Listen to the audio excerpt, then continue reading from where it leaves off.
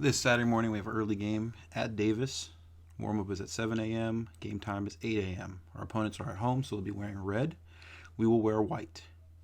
Make sure we get a good night of sleep. We drink plenty of water. Start visualizing our roles in the game plan. Tomorrow morning, make sure we get a good early wake up.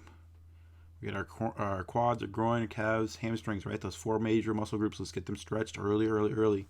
Try to get a breakfast. We already talked about, oatmeal, granola, maybe a fruit and some orange juice, some water. Try not to have, big greasy breakfasts with eggs and potatoes or hash browns or anything like that. Try to stay away from dairy. Big old bowl of milk or glass of milk is not going to sit well in your stomach early in the morning. Make sure we leave Vacaville about 6:30 so we can be in Davis at 7. Starting lineup for tomorrow. Got Ray as our center forward, Ryan and Brody as our two wingers, Aiden and Ivan as our 8 and our 10, Yoel as our 6. Got Caden and Dylan as our defensive wide players. We've got Alexander Jacobo and Wyatt as our two center backs, and we got Miguel as our keeper. For the first half, we're going to look for that high pressure. So remember when that's happening, our wingers on the offensive side of the ball, right? We need to shift in to try to force them into a corner. Don't let them switch out of that, right? So we need to make sure that we're hunting as a group of 3. It's not just our center forward putting pressure in there. We want to force mistakes close to our opponent's goal, try to get opportunities easy and close in there. Second half, we're going to move into our counterattacking plan, right? We've done this before. Let's make sure we're ready for that at halftime. We understand how our roles change, especially how we need to create depth. We need to backpedal as a group, not just one guy backing up and everybody holding a high line.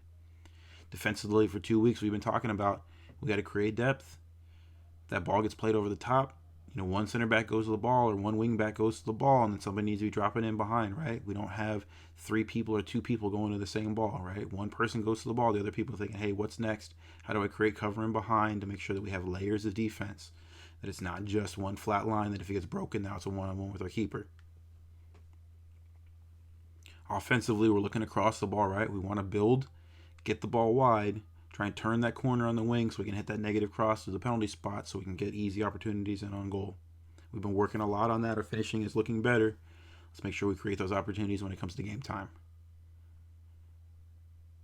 We started to play more beautiful soccer, more soccer that we've been working on building for the entire year, right? And that's got to be possession. We can't just boot the ball every single time. We need to start realizing, hey, is there pressure on me? Oh, there isn't. Can I control this ball? Can I play this ball back to my keeper? Can we switch the field from left to right? Sometimes we have to play negative to make the space bigger and force our opponents to chase the game as opposed to just booting the ball back down the field and making it a track meet instead of a soccer game. Remember, we're looking for diagonal movements from our forwards, not just 3 guys running straight down the field and then 2 mids right in behind them, right?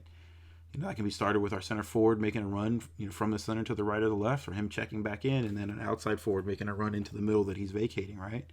And that comes from us playing balls into space, not to feed all the time, right? If we can play the ball into the corner and allow a run to happen in there, that's how we're going to be able to get those balls in behind so that we can create those negative crosses for each other. Again, we have to talk.